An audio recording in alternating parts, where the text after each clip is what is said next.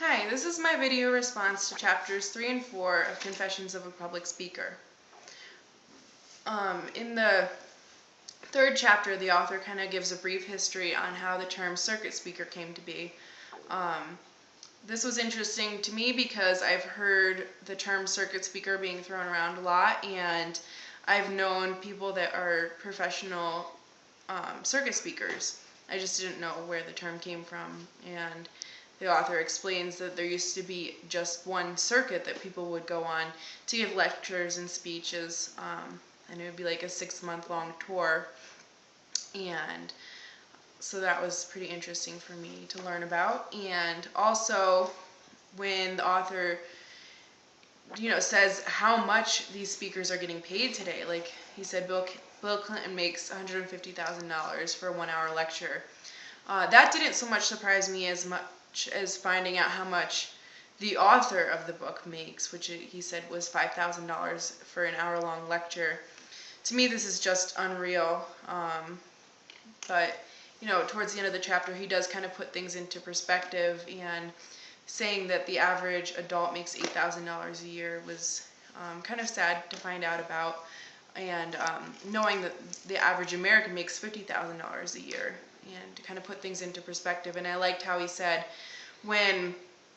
if you're reading this book with electricity and near a refrigerator, and you're not having an everyday fear of malaria, that you're doing pretty well. And to me, this just really made me think about my life, and I take a lot of things for granted, but I try and remain grateful at all times, and this was a good reminder of that. So in the next chapter, How to Work a Tough Room, I thought it was pretty interesting. He gave a lot of helpful suggestions about having people move up to the front of the room, maybe if they're kind of spread out and there's not a lot of people, or if it's a bigger room.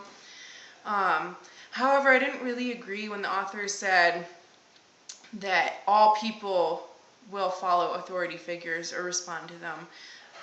Maybe most people, but I don't believe that all people do. So I didn't really agree with that so much.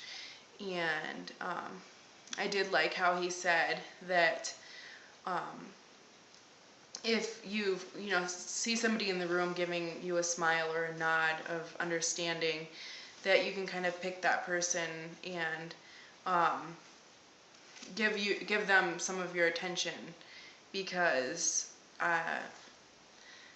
their smile or nod is likely to be seen by the person maybe sitting next to them, and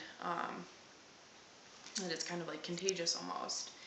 And so I think that for me at least, like when I'm watching people speak, I can, if I'm understanding something, I will give a nod or a smile to the speaker. I don't know if they're seeing me or not, but I think that it's, it is helpful knowing that if I'm giving a speech, if I see somebody maybe smiling or nodding, I know that that kind of gives me some encouragement that, yeah, these people are understanding what I'm saying, or, they're enjoying it, instead of just a bunch of people, looking down at their phones or looking at the clock. And so that was a helpful suggestion. And how he said you should get there early enough to move around the room. This reminded me of how in class we are told that we can move around the room and adjust the room however we want to best fit our speech. And I think that's good and very effective.